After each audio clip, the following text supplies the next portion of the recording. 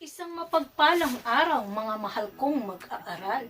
Ako ang guro ninyo sa Filipino, Piling Larang Academics, Ma'am Jamila R. Amirul ng Pantar National High School. Ang pagsasalita ay kaakibat na ng ating pang-araw-araw na pamumuhay.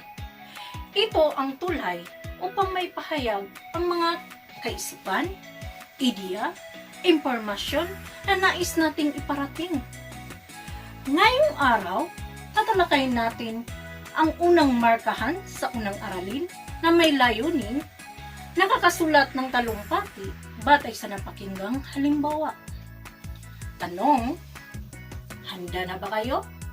Kung handa na kayo, mag-relax, makinig, at ating sisimulan ang unang aralin na may pamagat na talumpati. Bago ang talakayan, may ipapanood muna ako sa inyo na isang video. Makinig kayo ng maayos. Pagkatapos ay sagutin ang mga katanungan. Muli po, binabati ko ang ating si Mr. De La Cruz, President, si Teacher Joker. Maraming salamat at sa lahat po ng ating mga kaibigang PWD na nandito.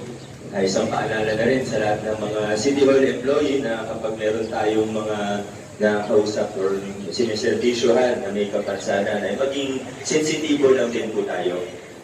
Meron lang po tayo, maraming salamat po. Meron lang po akong ilang mga announcement. Hindi ko po alam kung meron nandito po ba yung mga clean and green na sweeper natin. Ayan, nandito po ka na. Dati po, pinagtatrabaho kayo ng 6 na araw sa isang linggo, pero ang sweldo po natin 5 araw lamang.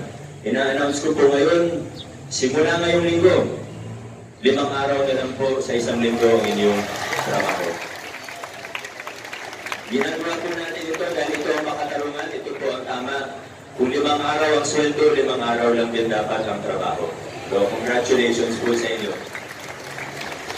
Ito, isa ka lang sa mga unang pagbabagong gagawin natin habang may mga nakikita po tayo na dapat itama, itatama po natin. Ang pangalawa ko pong announcement ay maaaring iba na balitaan ko na magkakaroon tayo ngayon ng isang bagong Freedom of Information at Complaints Unit. Itatawag po natin ito na ugnayan sa Pasig Center. At 3 bagay po ang maaaring gawin dito sa ugnayan sa Pasig Center. Yung una po, gaya ng nabanggit ko na, Freedom of Information. Meron na po tayong ordinansa. Isa po tayo sa 13 LGUs lamang sa buong Pilipinas na meron ng Freedom of Information na ordinansa.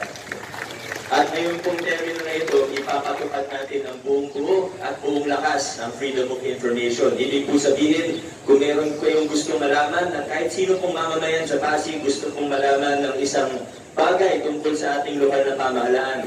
Kung gusto pong malaman na magkano ba yung pinapagawang kalye sa tapat ng bahay ko, magkano ba yung materyales ng kalye na yan, pupunta lang po kayo sa ugnayan ng Pasig Center, i-request po ang impormasyon at ibibigay po within 10 minutes ang impormasyon na hinahanap natin.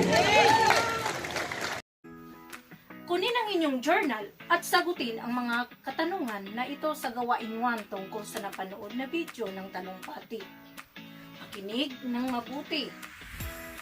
Una, tungkol saan ang bidyong napanood ninyo? Pangalawa, sino ang tagapagsalita sa video at sino ang tagapakinig? Pangatlo, kailan binigkas ang napanood at ano ang okasyon? Pang-apat, naging mabisa ba ang paglalakad?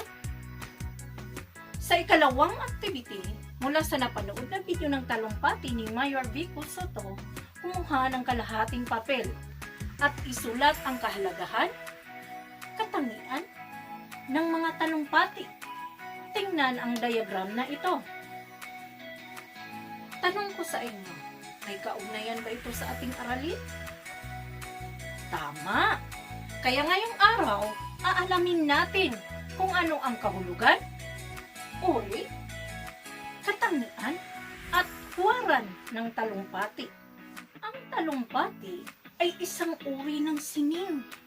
May papakita rito ang katatasan at kahusayan sa pagsasalita, sa panghihikayat upang paniwalaan ang kanyang paniniwala, pananaw, at pangatwiran sa isang partikular na paksang pinag-uusapan.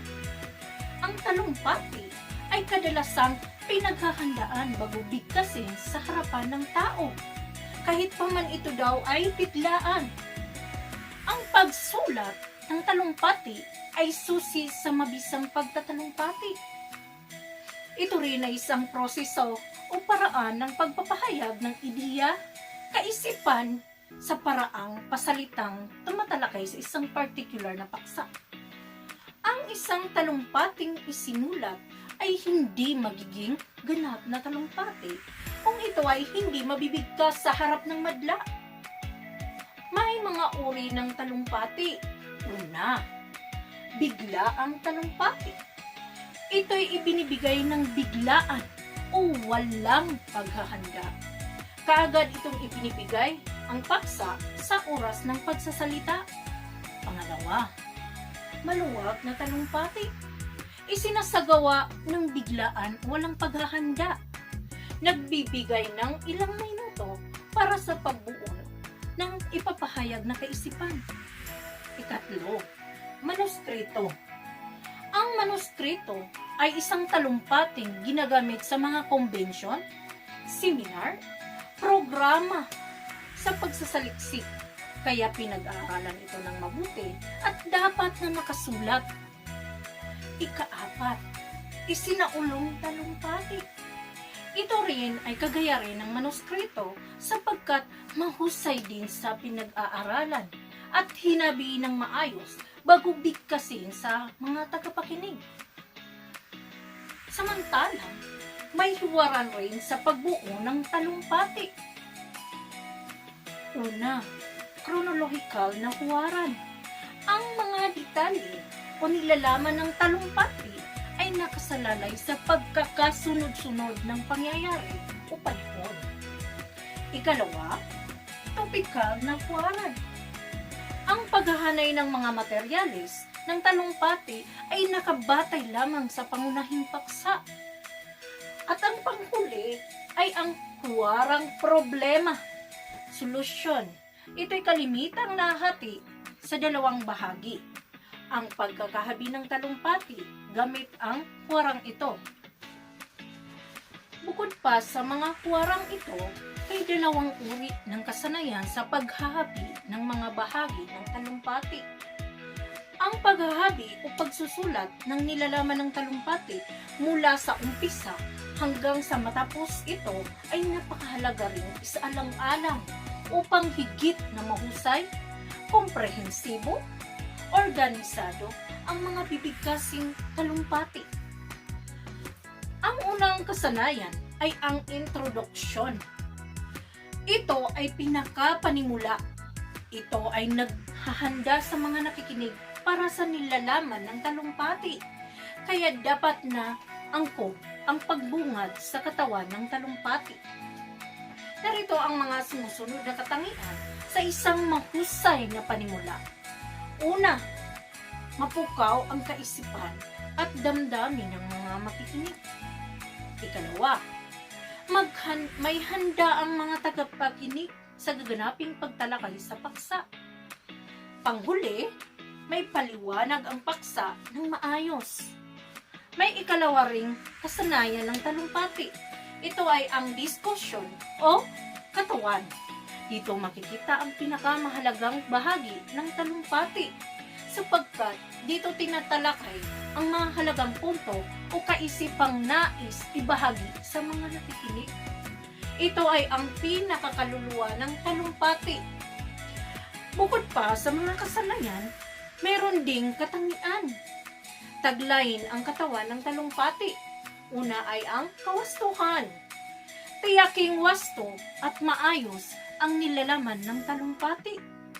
Dapat na totoo at maliwanag ng mabisa ang mga detalye. Ikalawa, may kalinawan. Kailangang maliwanagan ang pagkakasulat at pagkakabigkas ng talumpati upang maunawaan ng mga nakikinig. Ikatlo, dapat ito ay kaakit-akit, gawing kawili-wili ang paglalahad ng mga katwiran o paliwanag para sa isang paksa. Ang pang-apat ay ang katapusan o conclusion. Dito nakasaad ang pinaka-conclusion ng talumpati. Dito palimitang nilalagom ang mga patunay at argumentong inilahad sa katawan ng talumpati. At ang panglima, haba ng talumpati. Nakasalalay kung ilang minuto o oras ang inilaan para sa pagbigkas nito. Malaking tulong sa pagbuo ng nilalaman nito ang pagtiyak sa nilaang oras. Dito nagtatapos ang ating aralin. Tanong, naintindihan ba ang talakayan? Yes, ma'am. Very good. Kung naintindihan, sabay-sabay nating sabihin, magaling, magaling, magaling ako. Dahil magaling kayo, magbibigay ako ng gawain kaugnay sa ating natapos na talakayan.